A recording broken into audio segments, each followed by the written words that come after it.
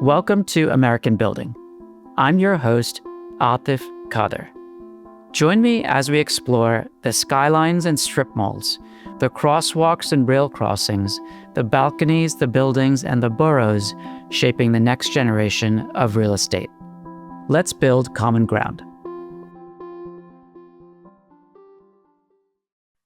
Today's guests are Austin Crowley and Robert Blaser of Michael Graves Architecture and Design.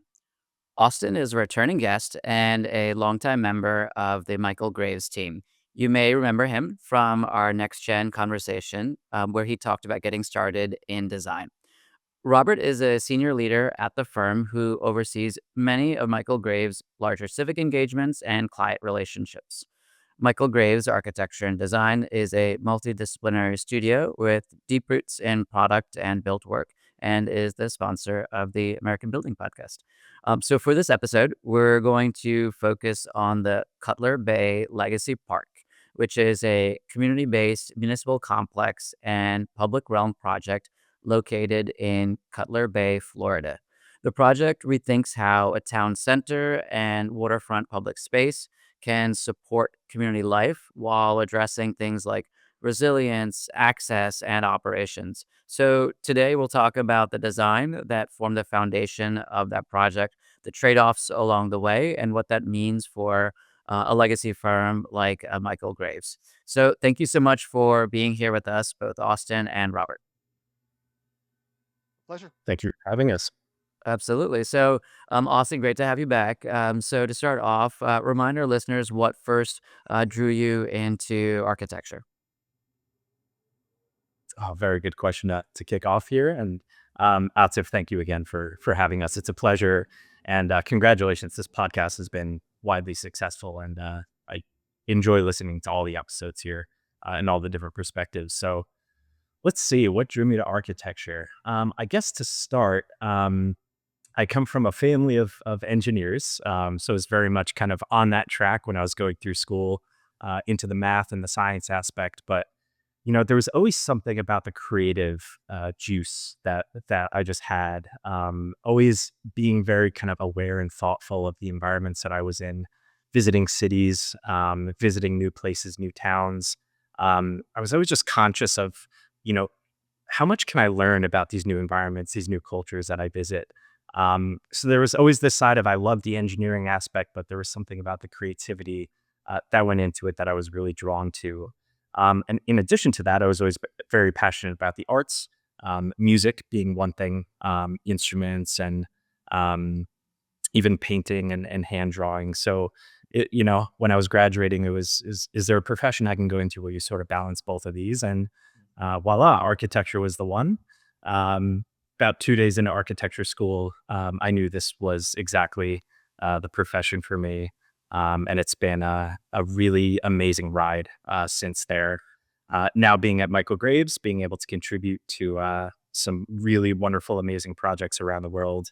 And the way that we ideate, which we'll get into a little bit more in the podcast, has definitely been a wonderful experience, and being able to mentor and now give some of that experience back to new people who come to the firm is also a very rewarding experience. So it's been a great journey so far. Amazing. So when we last spoke, that was 3 years ago. So there's been a lot of growth and change in your role since then. Could you highlight some of those changes that have caused your role to evolve over the past couple of years? Yeah, absolutely. And I would say a lot of that too comes just naturally from the evolution of the firm, where we've come over the last few years. It's, again, we'll get into more detail later on, but the way that we convey storytelling and imagination into all the designs that we create for our clients has been something that, has definitely drew me to this company, and something that's Robert and I have contributed a lot to over a lot of different project varieties, different scales, different project types. But over the last few years, going in a direction where we are, kind of doing that hybrid of the international work versus the domestic work in the US. And, every client, every project has a totally different message that they're looking to convey. So, getting on the first call with the client, getting to know the stakeholders who are involved in the project, and really kicking off an exciting vision, has been something that I've really been passionate about over the last few years. So, Robert, can you tell listeners a little bit about your background and how you came to start your career in architecture? Oh, certainly. Uh, Austin discovered his path early. I'm a little bit more of a late in life type. It's a second career for me. I began my career in aerospace, which was Ah. fascinating, very very project oriented.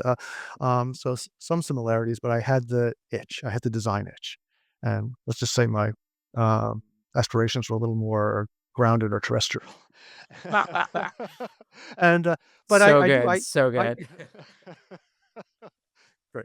But I do it's funny, I think I bring a lot even more so now, I bring a lot from my past into what I do currently. But again, I think that, that itch or that drive to do something that was a little bit more humanist and not only, was, architecture a perfect path for me, but going to Michael Graves was a perfect path in that, Michael is, among or perhaps the most humanist architect I had ever, encountered, and so just the personal touch, the way people engage with work, the experiential quality and imaginative quality of what he does, was really a lure for me. And what kind of creativity could we bring to the table based on those ideals? I mean, when you think of Michael with from the Alessi tea kettle and the whimsy of the Mhm. bird on the spout to um, to other work that he's done that at has just sort of rocked the world of architecture. I think it's been a fascinating path here to be part of that and then to take it into this new 2.0 of us where we take that imagination in whole new ways and in some of the work we're doing throughout the world that really does harken to what those ideals were. So, I mean, I think, it's taking that project related side and even, of problem solving that I grew up with in that first career, my Mhm. first 5 years of my adult life. Um, and morphing that with something much more creative and imaginative, and I think the tandem of the 2 really does, I don't know, I'm trying to make it a secret sauce of some sort, but the work, Austin and I are doing together in this studio, I think is very complimentary, and, we look forward to, opportunities like we're talking about today, that we have, but many other future opportunities as well that really stem from, capturing the why of a project, the imaginative and storytelling quality of a project that really gives it that extra, you know. Mhm. So So Austin mentioned, in terms of his day-to-day things like client services and mentoring younger architects. Could you explain what your focus is typically on a day-to-day, if there is a typical day-to-day in terms of a week for you? a, a day to day for me is very much about. It's a little more like the conductor in the orchestra than lead violin or what have you. I think I'm finding more and more that we can really create a dialogue here and a discussion, leading that discussion in many respects, rather than top down design in many respects. So I think so. There's very much a mentorship involved in that. It's like capturing the heart of the essence of what we're trying to do without trying to be prescriptive Mhm. is a big thing. I talk a lot about, call it, um, cross-generational design. I think, to the fact that we can capture the voice, of the young, the old, and then across and it's not just cross-generational, it's cross, gender and culture and things like that. But I think what people miss often is the generational differences that, that we have and honestly that we share, Mhm. and it's an asset to design. So I think, when we make it a conversation less of a master apprentice, Mhm.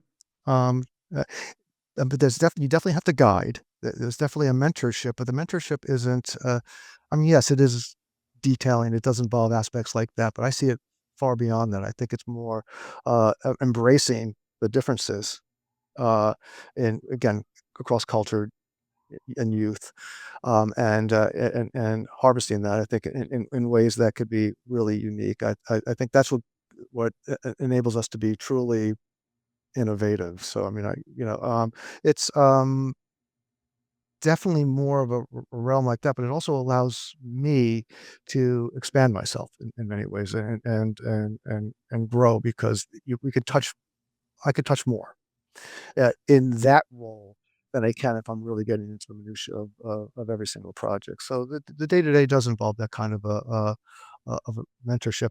In a way, it's like there's I feel like I have a foot in academia, even though I Mhm. don't. I do Um, sort of, but I want to highlight the metaphor, the very apt metaphor that you gave, which was the conductor of an orchestra. And the show has had many designers on, as well as many developers. And Samer Hanini, who's a developer in New Jersey, in response to this idea of like what's the role of a developer? Like, what's your day to day? Like, he chose a different metaphor, which was the um, the ringleader of a circus with which I think makes a lot more sense when it comes to the context of a real estate yeah, development, but I totally yes. appreciate for what you described as Uh, well. But you highlighted something really important, which was being able to uh, capture and build on the experiences and different perspectives of people, perhaps across generations and across skill sets. Um, as a leader at the firm, what are your thoughts and priorities on building a team for a particular project that cuts across those different things to serve a client, like we'll talk about for the Cutler Bay project? mm. Well, from my perspective, building a team like that, I think, I mean, there are 2 ways to look at, um, the whole design and deliverables process. I mean, do you build, a a team that, where you've got people the early phase that design, and then they hand it off to people that develop the design, then you hand it off to a CA group, and you lose that continuity. You're embracing skill sets perhaps. You may look at it there as that as being efficient in terms of how you develop certain levels of areas of expertise. But we as a firm really believe in being involved with the projects start to finish. And while when I build a team and I take people like Austin who are design hotshots and really great early, it doesn't mean he leaves that project that we won't let him. I think that design prowess that channels its way through the design development, construction documentation, and eventually in this instance, CA. It's important to have that foothold there, and so I really believe in building a project team as opposed to a deliverables team, if I can put it that way. And so there's a lot of power in that. And I also find that in looking at it and looking at a project in its multiple phases, I think you're taking what you learn from CA actually makes you a better designer. Mhm. So I think that it all comes full circle. So I think, building a team that's going to carry it through to fruition Mhm. is important for me. But in that case, you're marrying people who might be very um, great at project management and detail oriented and things like that. And on this project, we have um, Kiri working with us, and it's and she just has this knack. She never misses a trick. And I think that helps us do what we do because someone always has their eyes on the road Mhm. so that we as dreamers, while we're participating in all of this process, um, are free to do so. So I think, it's you do role play a little bit, but I think these roles go for the duration. So, expertise traditionally has been based on knowledge. So like the book kind of learnings that you have or through classwork, and then experience based on having done it many times before. Austin, in the case of technology becoming more and more embedded within the firm's practices, could you talk about how that has played its role in the evolution of the firm and how you played a role in that, and how that may be changing that traditional notion of what expertise is when, say, Robert's building a team of people together to execute on a project? That's a fantastic question. And one that we're seeing resonate all throughout the AEC profession right now. And I do think this, in a big way, ties back to the idea that mentorship goes in both directions. You do have the more experienced professionals here at our firm with years of experience across many different project types and many different, deliverables.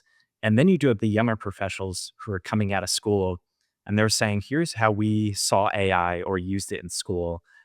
Here are different ways that we're finding, we can cut out 5 minutes and make that task take 1 minute with this new tool. So we very much take pride in celebrating the new technology and constantly researching it, looking into new ways that we can integrate it into our design process. And my goodness, I would say over the last 2 or 3 years, the amount of new tools that we have integrated into our day-to-day workflow.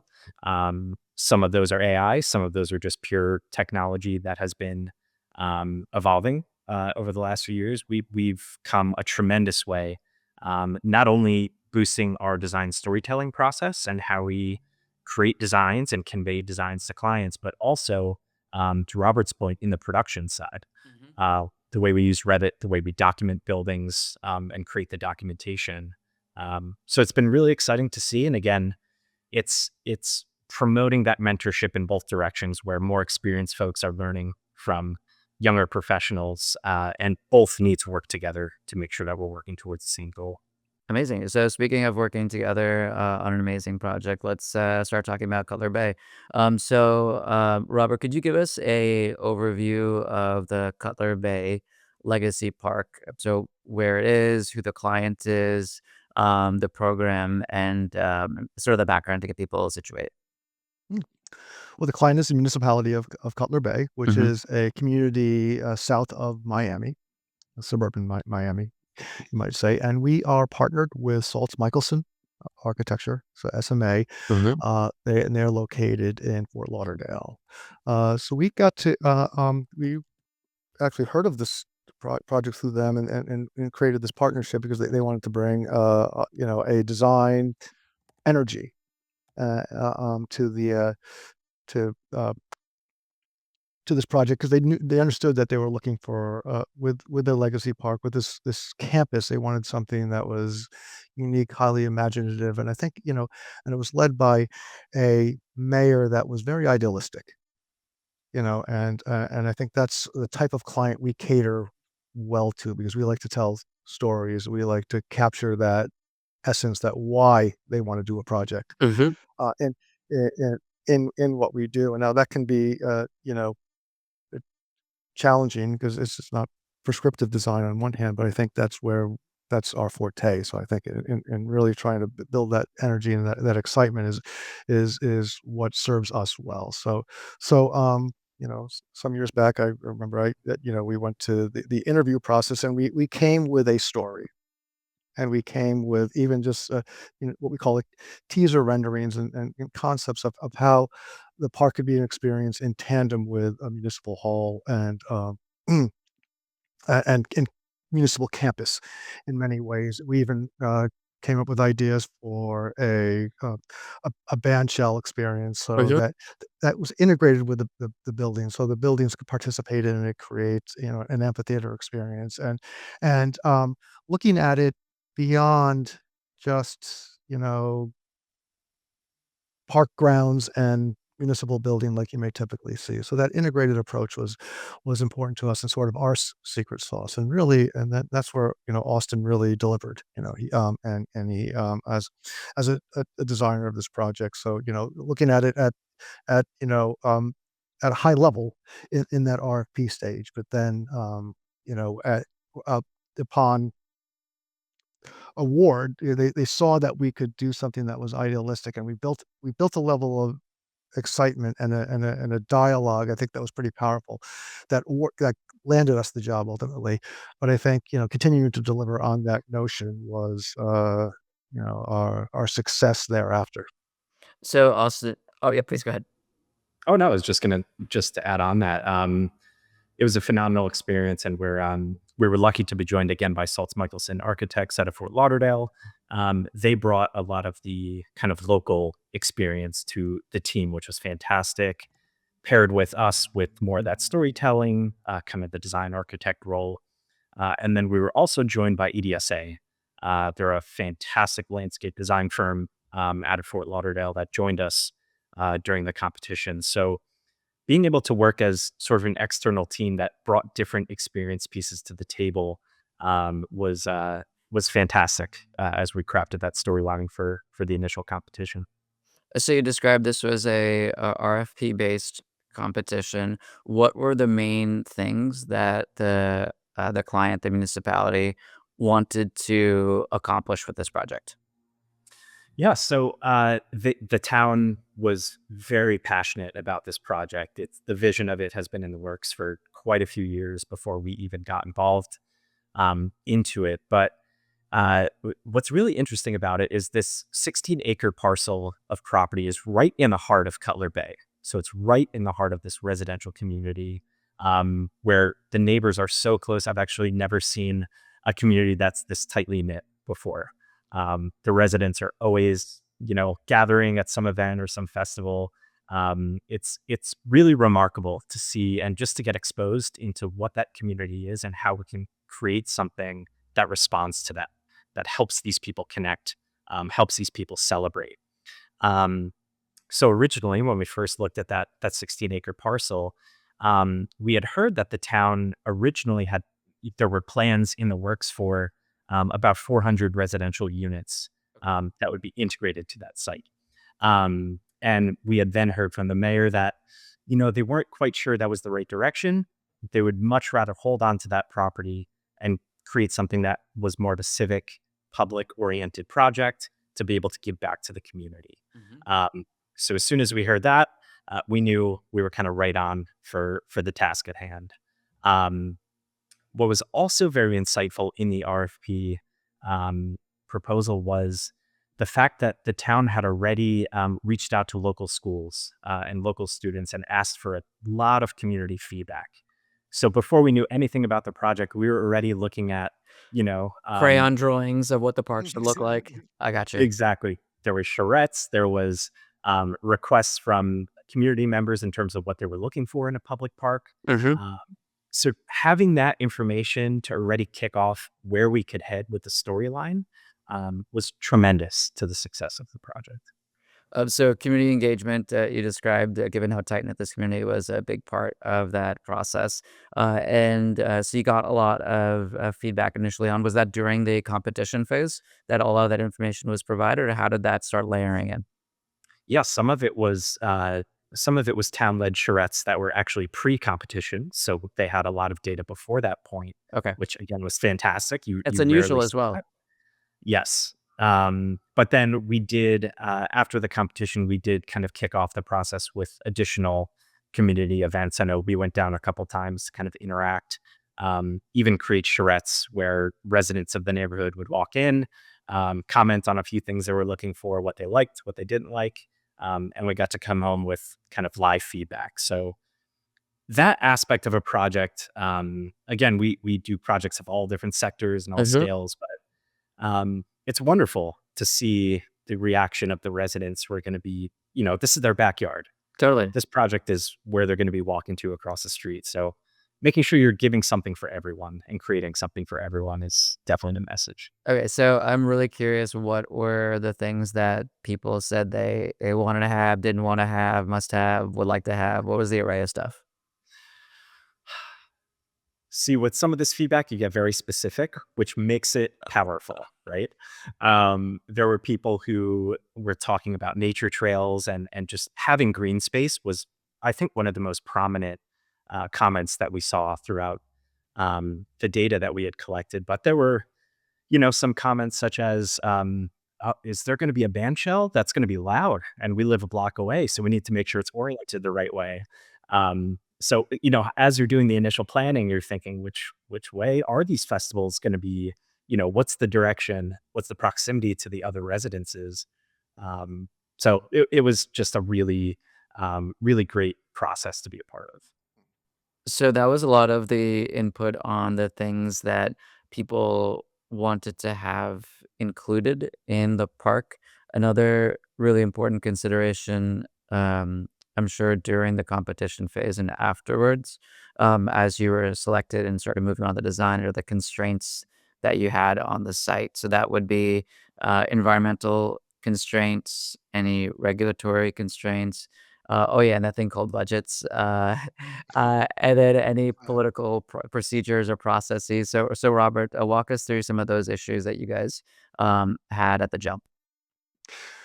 Well, we certainly had, we knew of potential issues going in, but one emerged as a bigger issue, and I'll let Austin explain that more honestly. He has a more familiarity with it, but in terms of a environmental mitigation that they had to do on the site, that did redirect a lot of the efforts we had wanted to do in tandem with EDSA for the park design. But I'll let Austin field that one. Sure, go ahead, Austin. Yeah. So again, we were moving forward in the very early stages of the project, and the town had actually found out that due to the previous use of the site as a tree nursery, there were quantities of arsenic in the soil.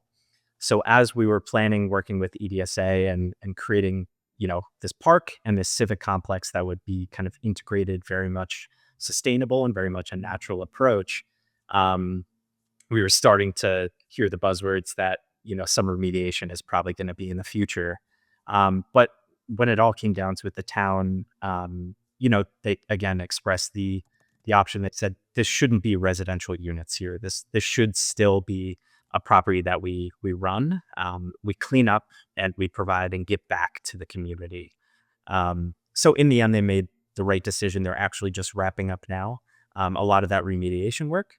I believe it's 120,000 tons of potentially contaminated soil has now been removed, and proper clean fill has been brought back to the site um, for the design of the project. So again, the town was passionate, and they really did make the right decision for the community to be able to give this property back to its residents.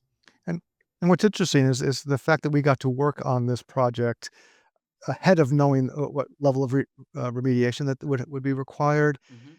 Is we planned it in such a way that they could phase, um, they could, as budget allows later in subsequent phases, they can come back to a lot of the ideals that we had originally conceived of. But sometimes, if you know about this mitigation, dollars are spent there. You don't think of it as holistically anymore because of it's something that will be tabled for the future. But no, we're designing it now and executing it, I should say, in a way that will allow for a lot of these enhancements that we had originally proposed Mhm. to occur later in the life cycle of the park.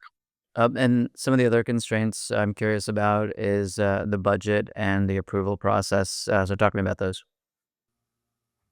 Yeah, so starting with the budget, the remediation. I mean, there's different grants and there's different ways that the town is exploring to cover some of that budget and find ways that government can help assist with some of the remediation. But to some extent, it did kind of impact the budget for the project itself. So Mhm. we did go through, again, with the remediation coming a little bit later in the process, we did go through a little bit of a redesign to kind of slightly reduce the scope, slightly reduce kind of the enhancement of the design, but to the success of everyone involved with the project, we do feel that the design that's going to be built and constructed very much still plays true to that initial storyline that was vetted in the competition, and all the experiences that we're going to give back: a community center building with a state of the art pool, Mhm. uh, a stage, a band shell that will promote festivals and celebrations of all kinds, and also a brand new town hall that'll be the focal point of the park, and kind of the entry gateway. There's nothing being left behind. We've been able to keep everything, and it's definitely going to be an exciting vision for the entire community. So, one of the other things that would be important to be mindful of any design project in Florida is resiliency, environmental risks and hazards related to uh, hurricanes, inclement weather. So, what were the issues and the concerns And then how did you guys address them on this project? Namely, now that you're mentioning or that you've described that there were buildings as part of the project, in addition to the landscaping and the public well.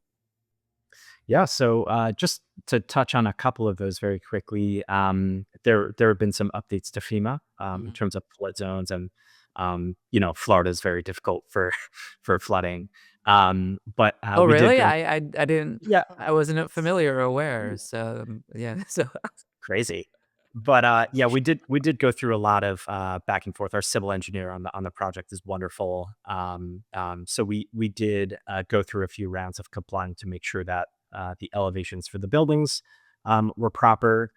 One good thing we're fortunate about is the buildings aren't too tall. We're 2 stories, 3 stories now at the maximum height. So we're not dealing with any type of skyscraper, anything that would be more impacted by stronger wind loads.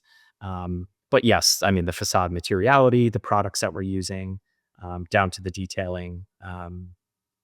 Yeah, everything has a restriction, and that's where it's interesting being able to get involved with projects that are in different locations all around the world. It's you're not doing the same thing every day. That's for sure. You're learning about different contexts, different climate patterns, Mhm. and there's always a different response. You always have to be on your toes. What are some of the materials that you decided to use in the build portion of the project?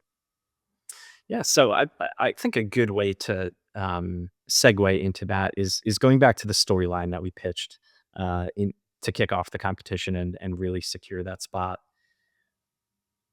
Cutler Bay, its proximity, again, southern community, southern to Miami and in Florida. There's an old, they call it Old Cutler Trail.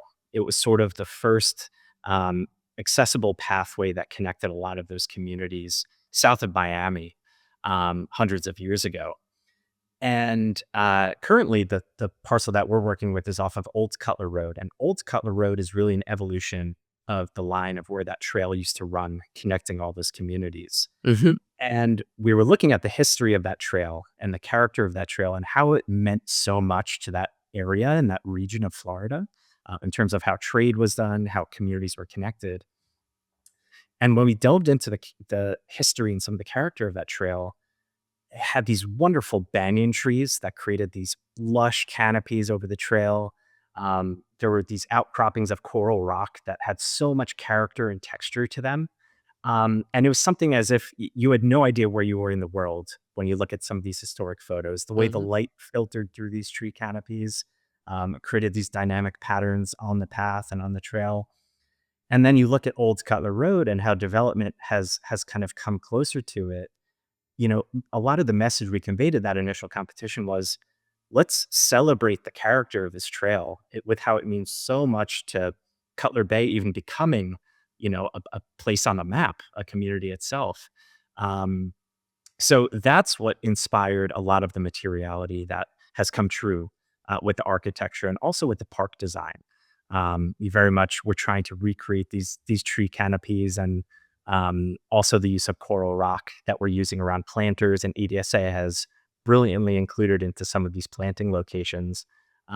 So you'll see that a lot of the materiality with the buildings and the architecture does try to mimic and tie that story of Old Cutler Trail into the future of what Cutler Bay strives to be.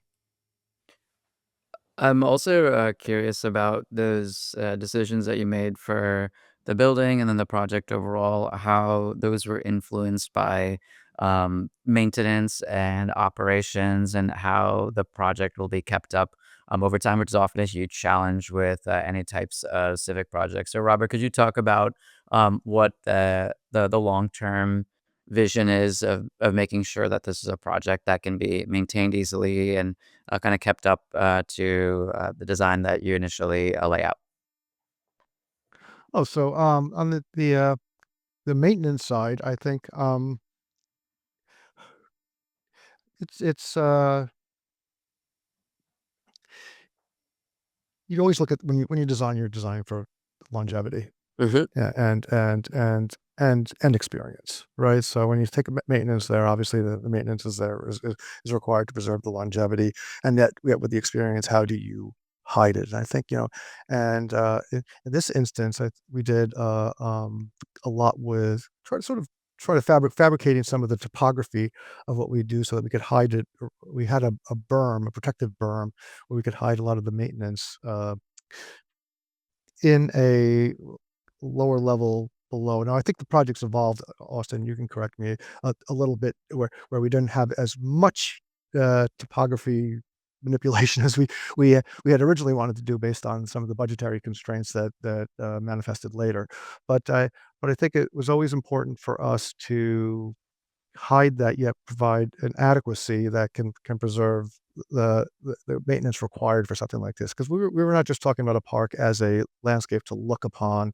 It was really about it was very active and about festivals. Mhm. And in many ways, they have they're very much a very tight community that has a number of festivals. In fact, when Austin and Jung went down to meet with them, it was during one of these events that that they participated in, so they got to see it live. So Mhm. understanding what comes with something like that when you have a band shell, and you imagine 4th of July events and things like that. Mhm. That how can you maintain that and preserve its beauty afterwards, yet allow it to be this active, thriving park. And I invite Austin to add a little bit more to more maybe the nuances and the specifics of where some of those ideals evolved. But originally it was again about conceal but be adequate. Exactly right, and I think that's a good summary. And I do also just want to bring up again, teaming with Saltz Michelson Architects, who primarily does work in that region. Mhm. They brought a lot of that technical expertise to the design of products that are durable, products that can be good from a maintenance perspective, and making sure that we're aligning with the client's expectations. What are some of those materials that you, found out about or learned about that you, included in the design? Yeah, I mean, one example is we are doing so the name of the concept is called the veranda Mhm. for the architectural concept, and that was again derived from the old Cutler Trail narrative. But uh, we did some detailing and different options of how we could create these structures that kind of sit out from the building, are able to withstand the wind impacts that they have. But we looked at different options of steel with aluminum cladding, ways that we can incorporate that wood tone and that wood texture in a creative way, so you get the look, but also so that it can be something that lasts for quite a long time. We did a lot of kind of product research in that regard. Mhm. Uh, but again, it's been having their expertise at the table in all those conversations has been a tremendous value. So, in the course of the conversation so far, we've come to learn about the community input, about some of the constraints on the project, about resiliency, about materiality and operations. So, Robert, could you walk us through the project? So, when listeners go visit Cutler Bay and they see this beautiful project, what are they seeing and what do they experience as they walk through the project? Well, one thing we always, when we look at a project and we design a project, we think about that journey. Mhm. And the journey starts with arrival. We often talk about the journey in the way we even relate it to a screenplay A movie that's or a actually. stage play in many ways, where, like, act 1, arrival, portal, act 2, is more of the immersion, and then the act 3 is the resolution, and what's your memory of what you create there. So I think, using storytelling as a backbone to the narrative is always fascinating for us. So really what we saw an opportunity in this. So when you arrive, there's a a gateway, that's evolved over time, but the idea that there was a portal into from one world to the other.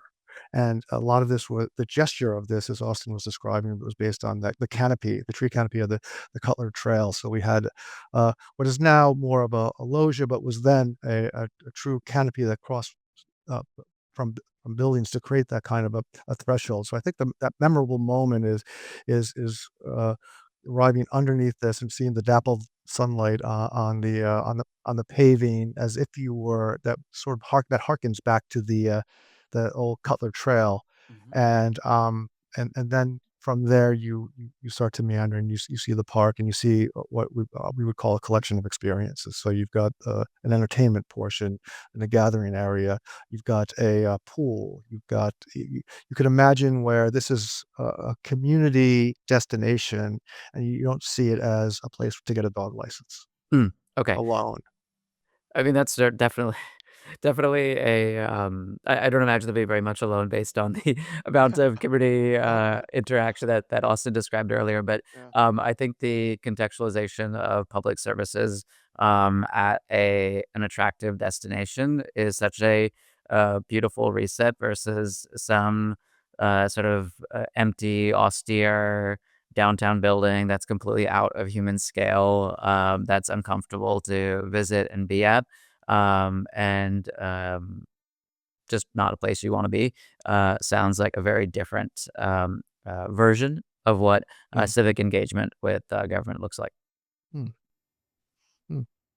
I agree. Mean, I'm just thinking, about the festival quality. Hmm. And that we were taking just the amount of get-togethers and creating the location, that a gathering type of community for this community was important. Those are some of the first images that they shared with us. What were some Uh, of the plants and landscaping elements that were included? if I could speak even in this interim moment, it's not just the plants. It's actually how we some of the how the architecture reflected some of the native flora Sure.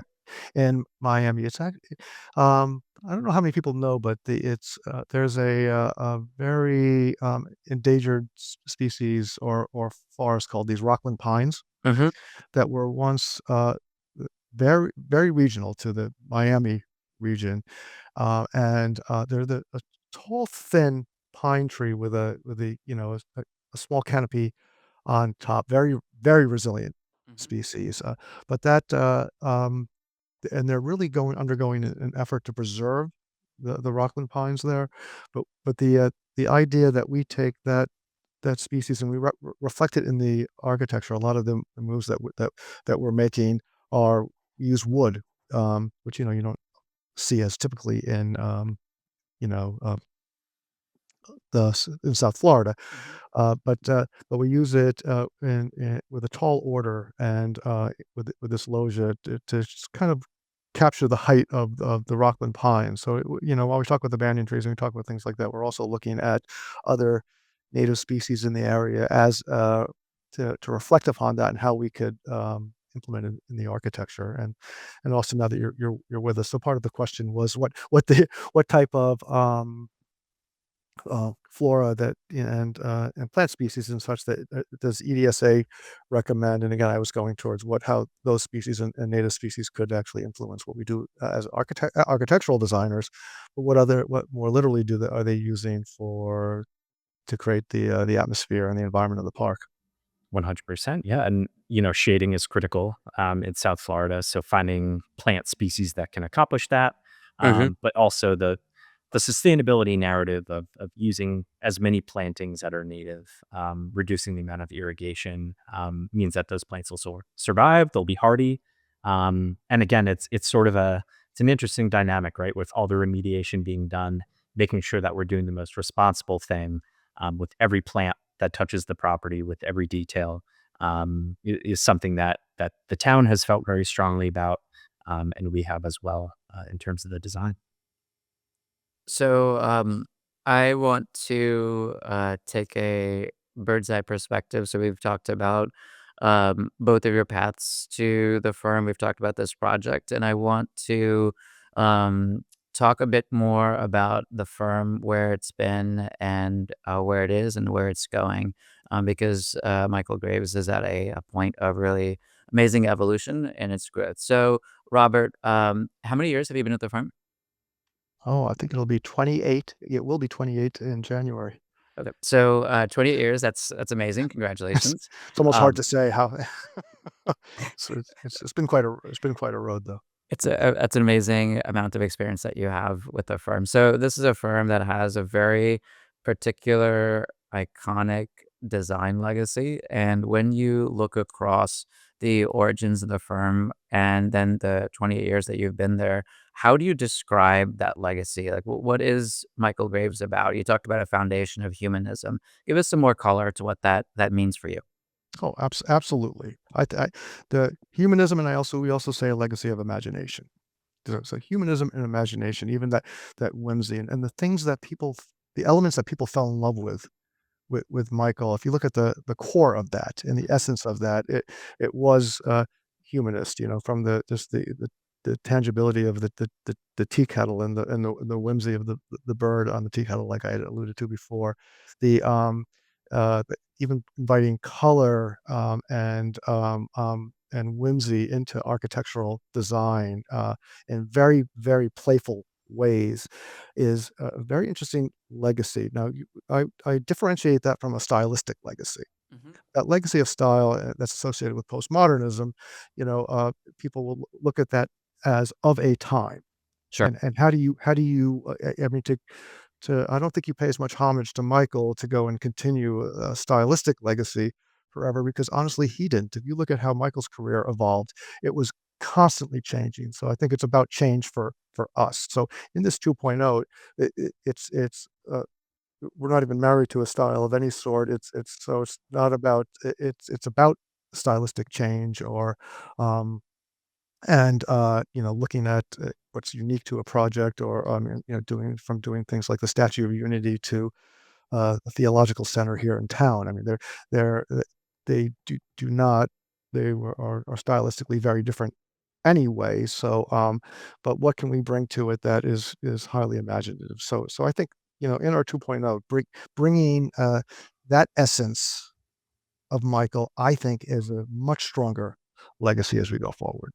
So we're at an interesting moment where both Frank Gehry and Robert A.M. Stern passed away just over the past couple weeks, both. And those are other architects of that generation, of that era, that have very iconic um, style perspectives on the way that their portfolio of built work is looked and perceived, which I think is a bit different than Michael's. Could you put Michael in the context of other iconic architects in terms of that style legacy and sort of that design ethos legacy? How do you compare and contrast them? Oh, I mean, a very interesting question.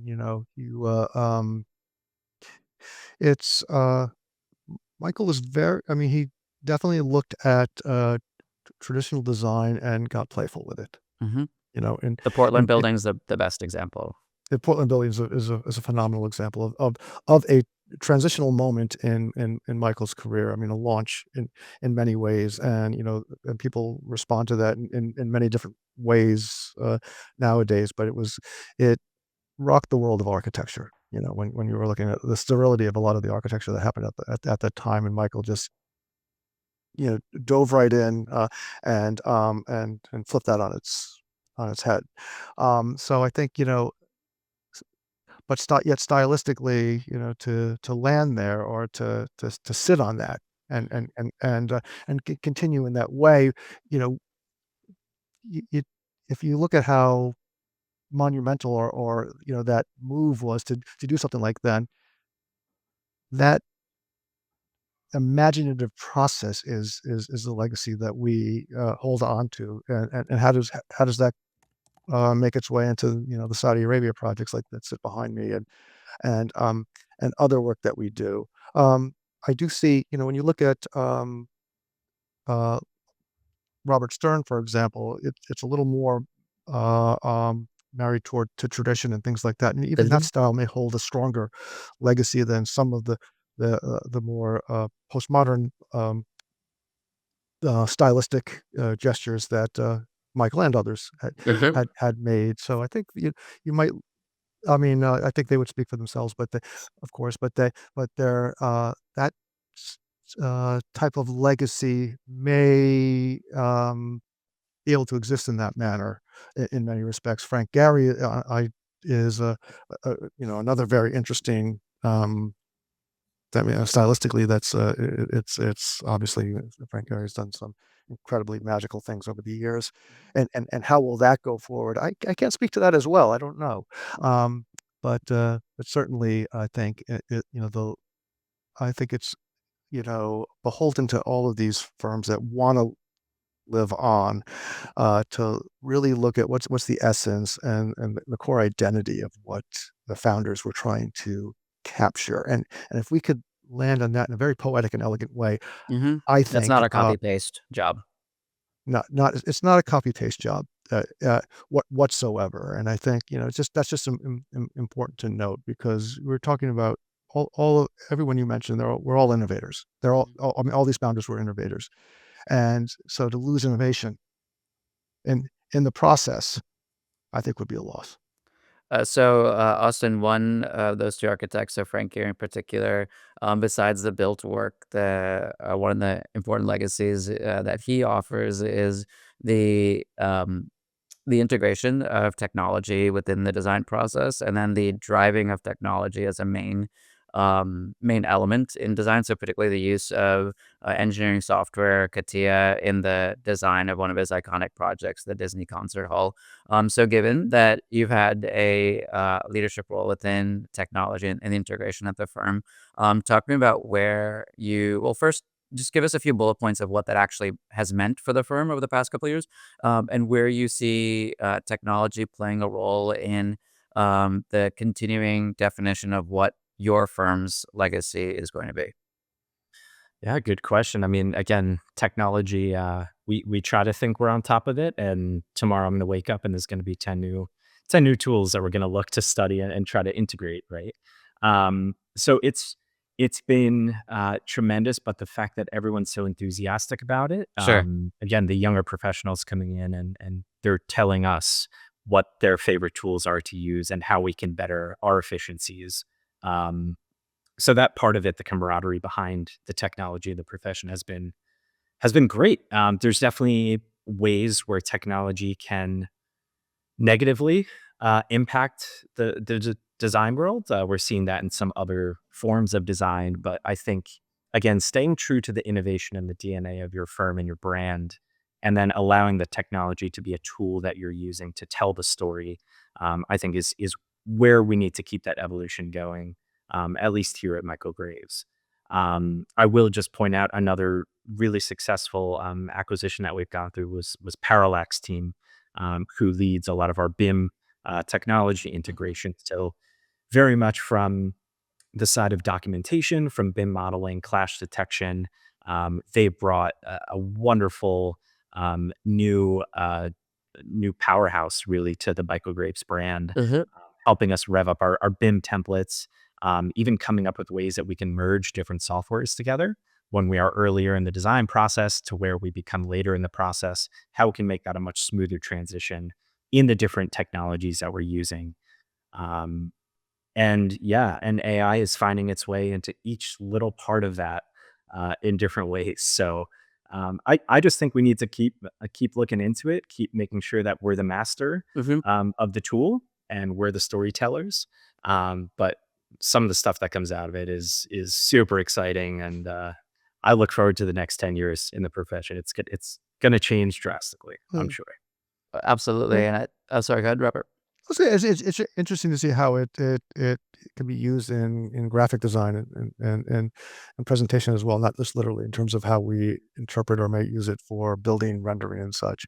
And I think another legacy of Michael's, if I could add, is just the quality of presentation. And we've always had a graphic design Mhm. group, and we've even done packaging for many of our products, for example. Uh, so I think when what's the core design philosophy I mean, centered on how you package a product. We also like to package our architectural design that way. So giving it a lot of attention, so using some of this technology and really top tier graphic designers to sell our ideation in many ways is another really strength, a strength of our firm, and particularly at those early phases when we're really trying to capture the why of a client. It's a very good point. And we've done that actually recently a few times over the last year, which is how do you format a presentation that format has never been seen before, right? You're meeting the goals of the project and what the client's looking for, but the means in which you tell the story and the formatting um, is the innovation behind how we're crafting the project. Give me an example of what you mean. Let's see, one project that we worked on over the summer. They had a clear list of deliverables in Mhm. terms of what they wanted to see. It was a tight timeline, so we were trying to, really get through it as much as we could. Large project, large scale, and what we ended up doing is we conveyed it. We used a lot of different AI tools. We crafted. I can't get too much into specifics on it, Mhm. but we crafted sort of a hybrid of an animation and really it was sort of a movie production to tell the story and to capture that. So we went above and beyond in some ways that was very well received. But the fact that we can get to that much quicker now than 5 years ago, that would have taken 10 times as long. We can get to things a lot quicker. So it's helping us to be a little bit more creative as well in our storytelling. I love that what you've described because the creativity of a great designer doesn't have to be limited to the building itself. And I think the way that you present it can change that. And what I'm thinking of is if you are, for example, on this project that we've been discussing, the um, Cutler Bay project, the way that the mayor of that city spoke about that project in a video about, an informational video for their town as part of a vote that was coming up, there's a lot about that experience and the feeling of being there and how that allows for humans to or the people that live there to connect with each other. And I think there is something so different when you're able to see a a video that is the delivery of that amazing design in advance, as opposed to seeing it in a two-dimensional space. No matter how good that two-dimensional um, uh, depiction is, the ability to connect to that idea of why something is being built and that humanistic foundation, which is the ethos of a lot of all of Michael's work, feels like now it's a presentation marrying much better with the intent of the project to begin with. So really, really appreciate that. Austin, I want to ask you, 'cause you've been here for at the firm for 9 years, is that correct? Coming up on 10 this summer, I believe. Yeah. Okay, so 10 decade there. What were the values, not the ones that were espoused or on the website? What are the values you observed at the firm when you joined, and how have those evolved over the course of the time that you've been there, and as the firm has continued to grow through acquisitions, as you mentioned? Oh, this firm has always been a place that, coming in as a young professional out of school, you could come here, you could ask anyone a question. It was one of the most approachable groups of people that I've ever worked with in my entire career. Um, Everyone was looking to get you different experience on different projects, get you exposure to, projects all around the world so you could learn about different cultures. You could see that the day to day of an architect is not the same thing every day. It's something totally different. You're always on your toes, you're always learning. Again, over the almost 10 years I've been here, I don't think one day to the next has ever been exactly the same. Mhm. And that's what I love about the profession. I'm sure Robert's is even crazier, his day to day than mine is. Um, so continuing that aspect, especially as we grow and as we're spreading our footprint and bringing new phenomenal voices to the brand of Michael Graves, making sure that we keep that very family feeling of the firm, that we're approachable, we're polite to work with, Mhm. respectful, but also we convey that to clients, right? We never want to go in with an ego of any kind when we go to presentations with clients. We try very hard to go in and say, we're inviting you on this journey where we can collaborate as one team. Yep. And that's the message that we really try to lean into. And again, having so many new voices with new expertise as a part of the brand has been a tremendous experience over the last few years. So looking forward to the future, and I'm sure there's a lot in store. So, Robert, I wanted you to add a little more depth and color to what Austin talked about in terms of acquisition. So, he mentioned Parallax as a technology firm that Michael Graves has acquired. Could you talk about the depth and breadth of expertise on those phenomenal voices that Austin was talking about? What firms are now part of the Michael Graves brand? What are some of the strengths and the skill sets that have really evolved over the course of these acquisitions? So help us understand how that evolution has been driven by the additions of amazing people. Yep. It's been it's another, uh the collaborative quality of working with these other firms has been phenomenal.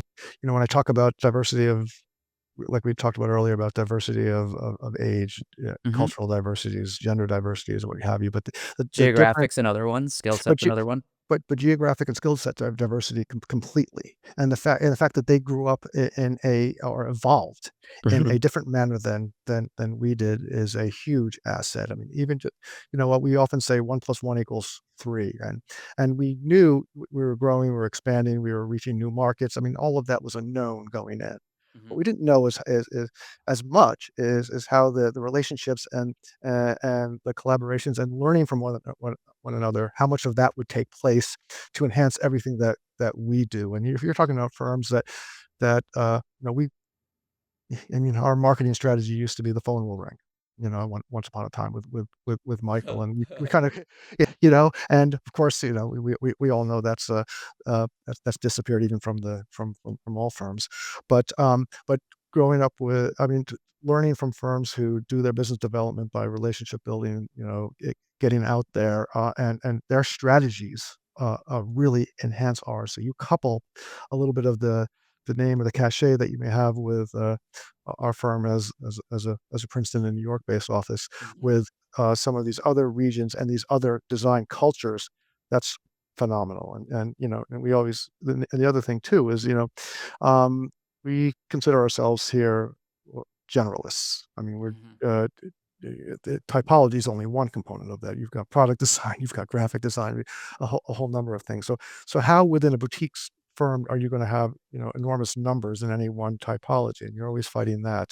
So to go and acquire firms that have some sector expertise, you know, um, we're no longer, a mile wide, inch deep. We actually have some depth in our qualifications. So I think merging, generalist design ideation that many of us here bring to the table with some of the sector leadership and expertise is really a secret sauce, if I keep using that word. But I think um, it's great, and it also feels like being part of a startup. You also, what's it like? What's the day to day and such? And while my chair hasn't moved more than 15 feet, I feel like I've had 15 different careers, right? uh, working here. So this that the whole evolution of this firm, including this time of acquisition, has Mhm. really been a phenomenal road. So lay it out. How many firms have been acquired, and what are the geographies? Give me a number. Are we about 7 now? Geographies are, we've got formerly Colin Altamari on the West Coast, which was great. That was our furthest acquisition. So to have a presence in the LA area, in Orange County is great, particularly California. It opens doors in California markets that are can can be harder to get into. We've got a lot in the Southeast, so in North Carolina. We've got a few. We have a Charlotte office. We have a Winston-Salem office in North Carolina. In the DC area, we actually have the Walden Studio, formerly Walden Studios. We've got Mhm. PGN, and we had our own office in DC. So pulling Mhm. all of those together in both in DC and Baltimore, in that area is a strength of ours. I So just we have, wanna I just wanna briefly add that, PGN was, a guest on the podcast earlier, this year as well, so a link in the show notes, that episode, but please go ahead. that's great. And then we have, JCA from Hackensack, New Jersey. So, and that's an acquisition that started through partnership where we were designing some multifamily projects with them up in North Jersey. So their ability, their understanding of the locale and that typology mixed with some of the design energy that we bring to the table was a great relationship that evolved into more than partnership and into acquisition. So, and we're constantly exploring. Gonna have to do that because we're on this journey towards acquisitions. I think we're about 8 or so when you include Parallax, and we also have other offices that emanate from the Princeton office based on people who have worked for us and gone to either Chicago, Houston, Seattle, for example, that give us, which is great. We take some of our culture and we move our culture as well as bringing in new cultures. Yeah. Uh, let's put it that way. So I think you know uh, it really does open doors for us. And we every weekly we get together and have a conversation. We call it Leads and Needs, Mhm. where we just get shout out ideas or contacts and things like that. And inevitably we find some kind of a connection in that world that really does enhance our marketing ability and reach. And so, I mean, those stories are more than you would imagine. And I think it's definitely a fun ride. And while it began as perhaps a business strategy, it really turned into a design evolution as well. So Austin, from your perspective, what are you looking forward to in the company's evolution over the next couple of years? Well, I would say we've already come, and again, when I started here, it was 9 years ago. It was really right after Michael had passed. So I sort of started right in that period when the firm was looking for that future of the evolution and what was kind of the next step. Um, so it's been an amazing journey so far, but I'm excited to now at this point be more a part of the mentorship, be more a part of how we're integrating technology, making sure we're staying true to everything that's new, Uh-huh. that's coming out, and finding ways that we can do things better. I will say with technology too, what's been interesting is we spoke a lot about how it's used on the design side. Mhm. It's also being used on the business side, the financial side. So there's a lot of different facets of the technology to keep tabs of. But again, it's every new day is a new exciting project, and there's so many exciting things happening here. So just excited to keep the momentum going. And you, Robert, what are you looking forward to in the evolution of the firm in the next couple of years? Oh, I think you know, inspiration from the different acquisitions that we acquire or abilities to even enter into new new typologies.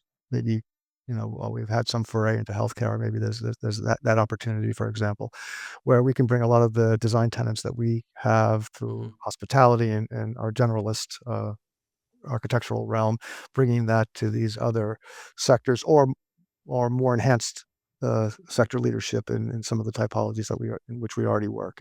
I just think that cross pollination of design ideas and bringing this imagination and things like that is the culture of our firm, even quite Mhm. literally, even as an actual design deliverable, bringing this to the new acquisitions and ways to lift them as they lift us, I think is really what I'm looking forward to. Very nice.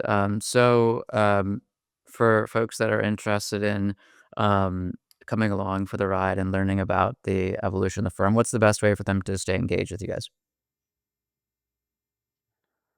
I'm Oh, thinking if there's a mailing list, I'm thinking that might be it. I'm not sure.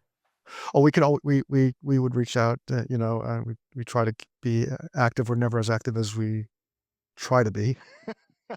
On the social media engagement, things like that, and outreach. I think follow us, and follow us often is the message I would say because we're changing uh, constantly. So I think there are so many stories that we try to catch up with honestly, and get out there. I think we're looking at building our marketing and getting even more bold with that. So we're starting to strategize ways to get out there with outreach, even getting more involved in the AAA and things like that. I just Mhm. recently gave a lecture to an AAA lecture and or discussion, honestly, and to have those opportunities so people see who we are and don't necessarily have that retinal burn of what the office once was. I think Mhm. that that level of outreach is imperative for us. So I think getting out there and focusing on that. And another thing I would add is we're even looking at, we've discovered things. We have a thriving interiors group, but a lot of people didn't know that Michael Graves does interiors. Mhm. And you'll learn a little bit more when you speak with Julie in the future. And but the idea that that if we can get out there and pitch our interiors more as an interiors firm than an architect who does interiors, I think is gonna be imperative. So I think outreach like that to not only show how, broad we are, but to also show how specialized we are in certain, design realms is gonna be important to us so that people understand us, in those roles. That's amazing. So you mentioned the role of interiors. This is the 100th episode of the podcast, and 100th episode part A is this amazing conversation, and 100th episode part B is going to be with another amazing team member from the firm, Mm, Julie Urasek, and she'll be talking yeah. about the St. Regis in Cairo. So the American Building is getting on a plane and going abroad for this special episode as part of the 100th episode package. And we'll be able to see now quite an array of breadth and depth as both Austin and Robert were talking about the firm's past and its present into the future. Really looking forward to sharing that episode along with them as a way to celebrate the podcast and celebrate Michael Graves as the amazing sponsor of the podcast as well. So stay tuned for that as well. And I really wanted to say thank you to Austin and Robert for a very thoughtful and very meaningful conversation today. I appreciate your time. Thank you so much, Atif. Thank you, Atif. I'm Atif Kader, and thanks for joining me on American Building. If you enjoyed this episode, be sure to subscribe on your favorite listening app and leave a rating and review. America's housing crisis is one of our greatest challenges, but what are the real solutions? Hear from the developers and other industry experts driving meaningful change. Get our exclusive guide, Housing in America: 8 Ways We Can Solve Our Way Out of a Crisis, at AmericanBuildingPodcast.com.